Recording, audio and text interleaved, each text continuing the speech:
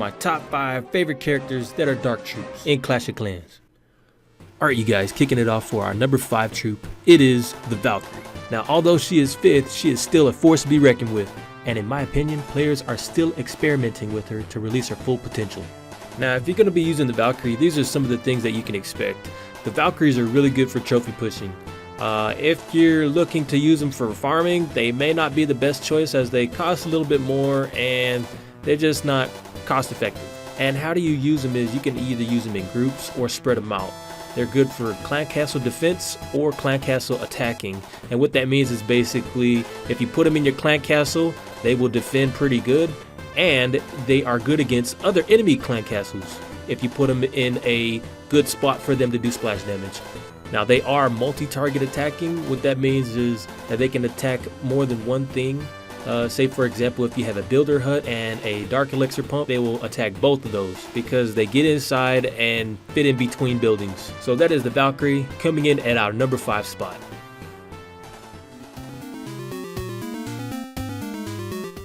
Coming in at number 4, a very unusual troop, it is the Minion. Now the Minion is actually the smallest troop in the game, unless you're counting of course the skeleton minions. But as an individual troop, these guys are incredibly good.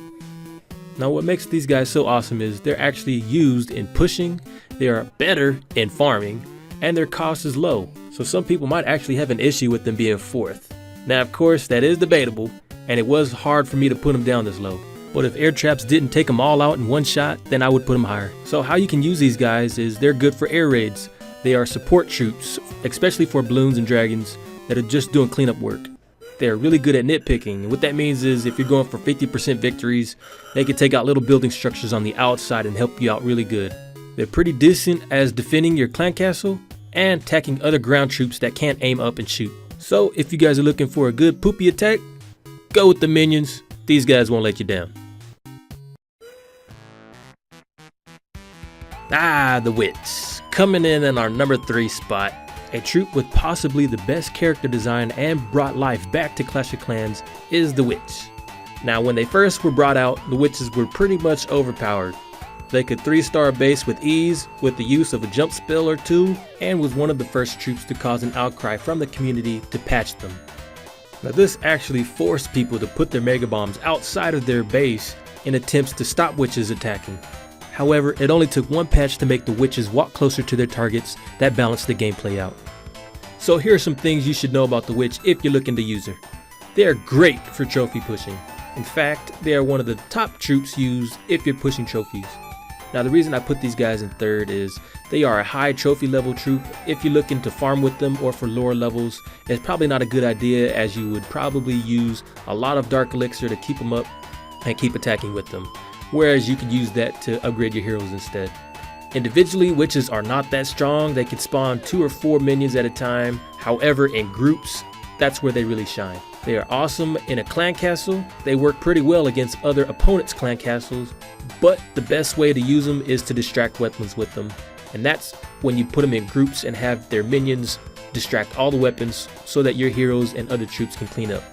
On average, players use about 3 to 5 witches per attack, so if you have the dark elixir to spare, then go ahead, these troops won't let you down.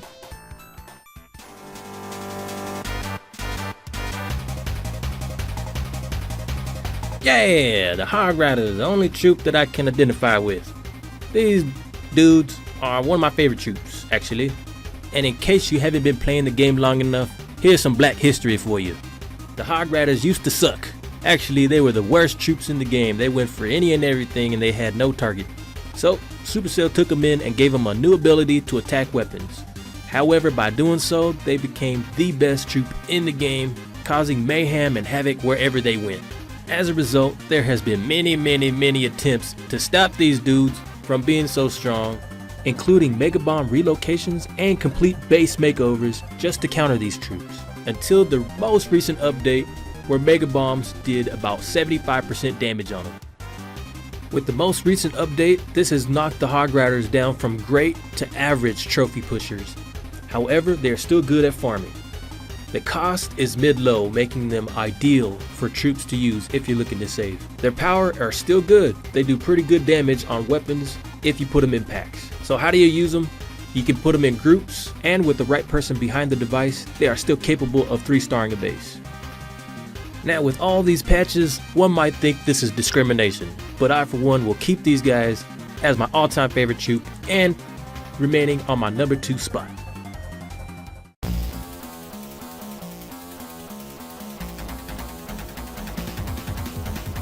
Coming in at number 1, the Golem is the toughest troop in the game.